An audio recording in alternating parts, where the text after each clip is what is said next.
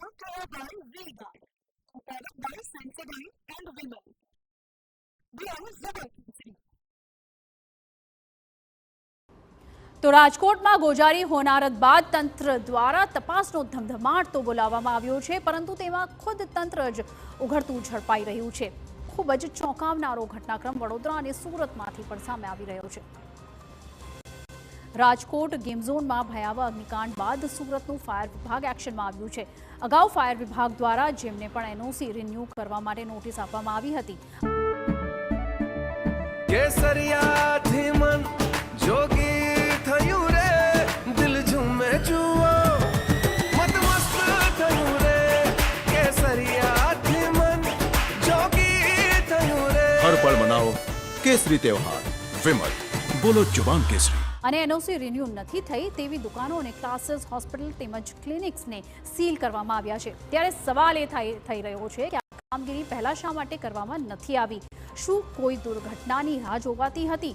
તો બીજી તરફ વડોદરામાં પણ પ્રસિદ્ધ એસએસજી હોસ્પિટલમાં જ ફાયર સેફટીને લઈને ગંભીર બેદરકારી સામે આવી છે.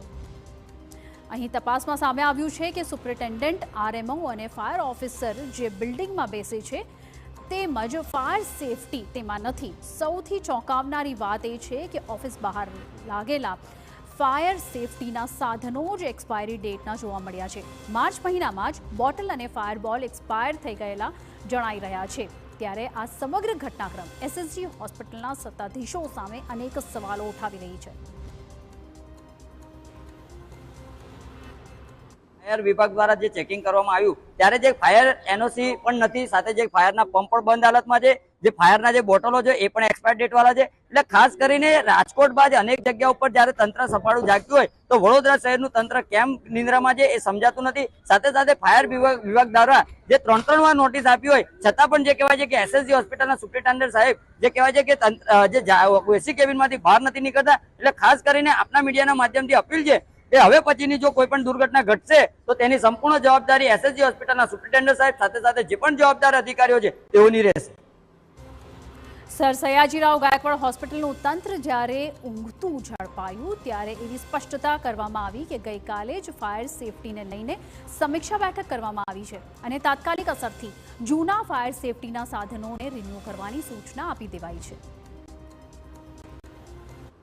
વહીવટી જે પીઆઈયુને કરવાની હોય એ બધી વહીવટી પ્રક્રિયાઓમાંથી પસાર થતા અને હવે તો જો કે નાણાં પણ આવી ગયા છે મંજૂર થઈ, અને આજની સ્થિતિએ કાલે જે સમીક્ષા બેઠક થઈ એ સમીક્ષા બેઠકમાં નિર્ણય લેવામાં આવેલ છે અને જે તે એજન્સીને કહી પણ દેવામાં આવેલ છે કે જેટલી પણ અહીંયા ડેફિશિયન્સી તાત્કાલિક પૂરી કરી અને ફાયર સેફટીનું એનઓસી લેવામાં આવે.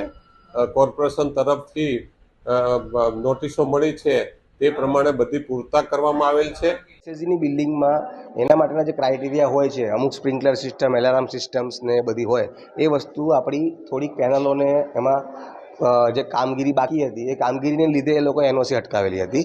આ કામગીરી હવે થઈ જશે એટલે એનઓસી પણ એ મળી જશે. અને એનઓસી આપણી પાસે છે, આપણે રિન્યૂ એનઓસી લેવાની છે. રિન્યૂ જરૂરી છે. એ રિન્યૂ માટેનું કામ એટલા માટે અટક્યું છે કેમ કે ફાયરનું કામ થઈ રહ્યું છે અને ફાયરનું કામ કોઈ ફાયરમેન કે ફાયર ઓફિસર દ્વારા નથી થઈ રહ્યું. ફાયર ઓફિસર ઇન્સ્પેક્શન કરીને કમ્પ્લીટલી માહિતી પૂરી જાણકારી આપી ચૂકેલા છે પીઆઈયુને, અને એ લોકો પીઆઈયુ વાળા એ અત્યારે કામ કરી રહ્યા છે.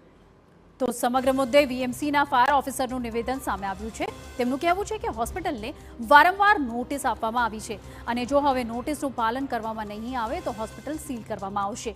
તમને કદાચ નવાઈ લાગશે પણ ફાયર સેફટીને લઈને હોસ્પિટલને અપાયેલી આ ચોથી નોટિસ છે. ત્યારે સમગ્ર ઘટના કેટલાક સવાલો ઉઠાવી રહી છે.